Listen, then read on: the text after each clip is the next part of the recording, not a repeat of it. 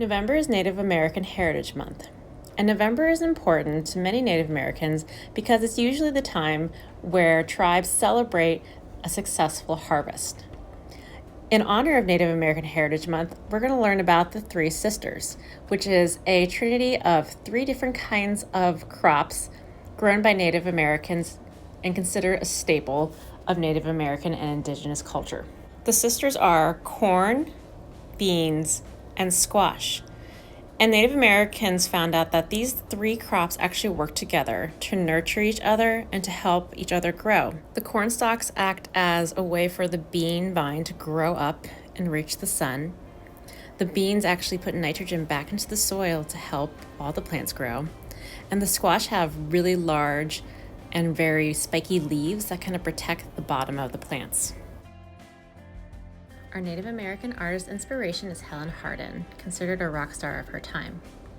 She is the daughter of Pablita Velarde, also considered a groundbreaking Native American artist, who the governor personally visited and told her that she shouldn't be an artist because that's not how Pueblo women should behave. It's a good thing she didn't listen, because now we have her artwork as well as Helen's. Helen's artwork started out more traditional, but then became more abstract and spiritual, like this one you see. Let's study these for a minute. What kinds of shapes do you see over and over in her artwork? What kinds of different kinds of lines do you see?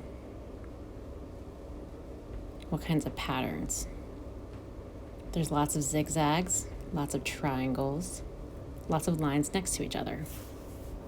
When creating our artwork, let's think about these kinds of geometric lines and shapes. So the first thing that you need is a piece of paper, and we're going to have it wide or horizontal. We're going to be drawing 3 squashes, and some of them might look like pumpkins because squashes, gourds, and pumpkins are of the similar type of family. Also, remember to draw big, but not all the way to the edge. So the first one, we're going to draw a pumpkin looking squash. So on the kind of right side of your paper, we're going to do kind of a lumpy diamond shape. It's gonna look more like an acorn squash. And then from your lumpy diamond, you're going to do ears that kind of come off of it. Really big kind of ears. And these are the sections of that squash.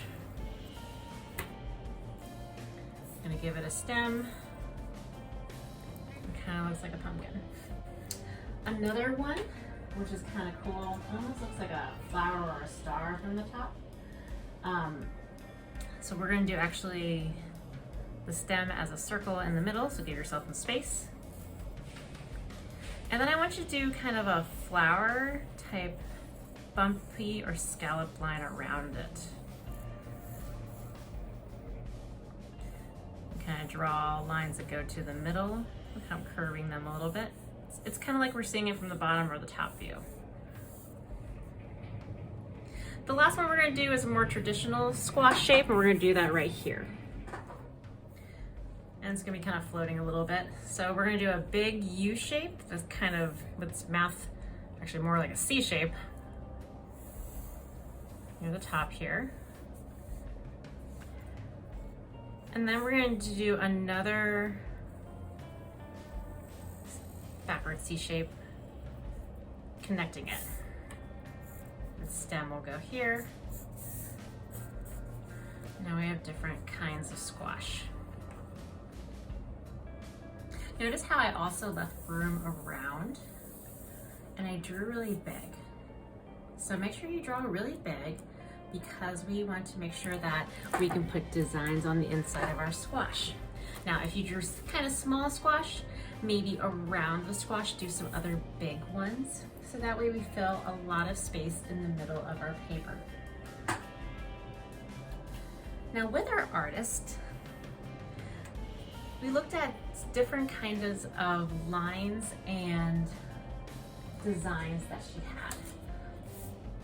She had lots of zigzag lines in her art that kind of were next to each other. She also had big triangle shapes that had other triangles on the inside. If there was a space that wasn't quite a shape, she might have lines that hung out next to each other, like that. And she also had rows of triangles that kind of led or followed a path. So we're going to use these kinds of designs inside of our different squashes. Now, I'm going to take a second and I'm going to go ahead and outline these squashes. I'm going to be doing this with crayon. And this whole project, I'm going to do a crayon and watercolor. It is up to you what kinds of materials you want to use.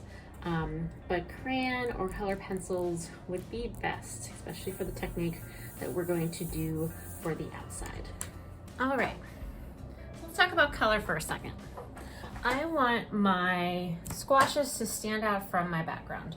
So we're going to be using warm and cool colors to differentiate the background from the foreground, leaving the squashes from the background behind it.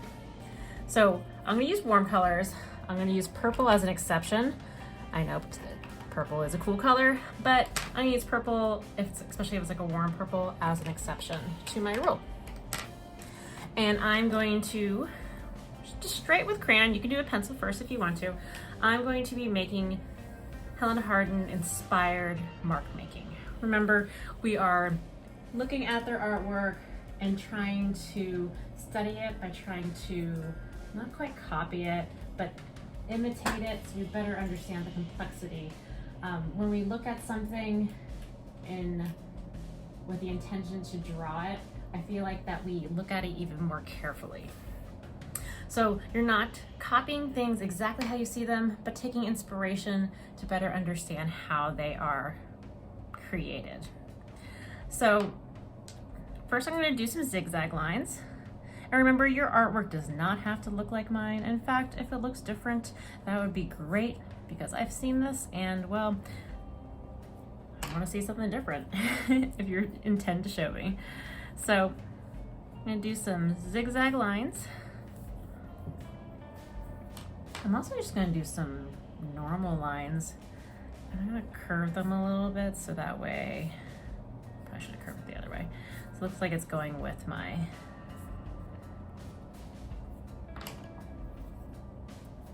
squash here. I'm also going to use some triangles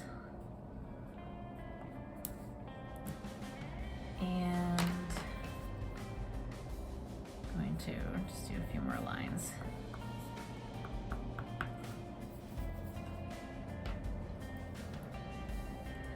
Okay, so I want you to kind of put shapes in depending on how you feel like they're going to fit best. So I feel like these are already almost triangular shape. So I kind of want to put triangles in them.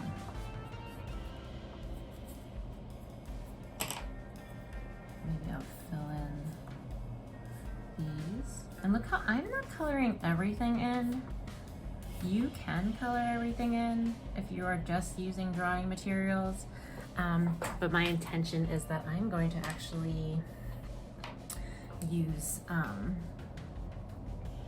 watercolor over my crayon to fill in a lot of my big areas.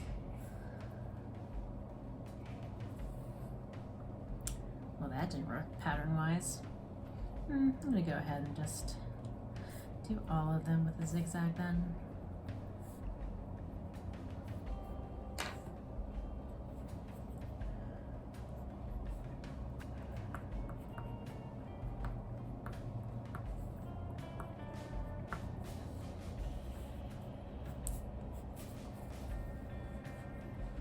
Okay. So I'm also thinking about these as forms. If I could actually feel this, you know, things would bump over. Same with this guy right here. I'm gonna do a really large, this is a different purple, kind of. I'm gonna do a really large, kind of triangle in this one, but I'm going to rounded a little bit, kind of like my squash. Okay, I wanna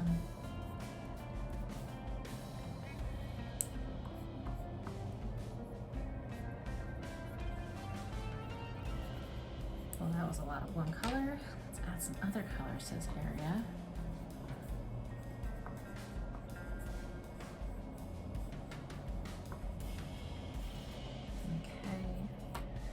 Ooh, this is almost like a triangle shape. Use triangles, use zigzags, use lines that sit next to each other.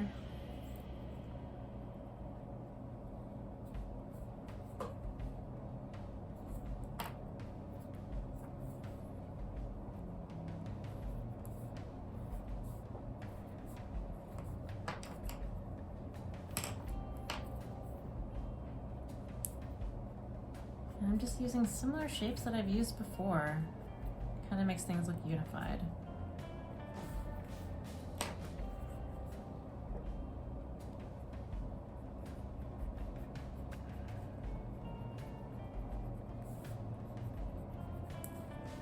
Okay.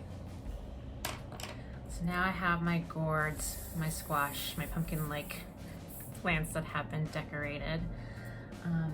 Now, I use warm colors plus purple. Think about what colors did I not use? That's right, I did not use blue or green. So the next step, and this would be a good stopping point if you're doing this in 2 sections, is that we're going to do the background. And the way we're going to do that is we're going to do leaf designs or leaf rubbings.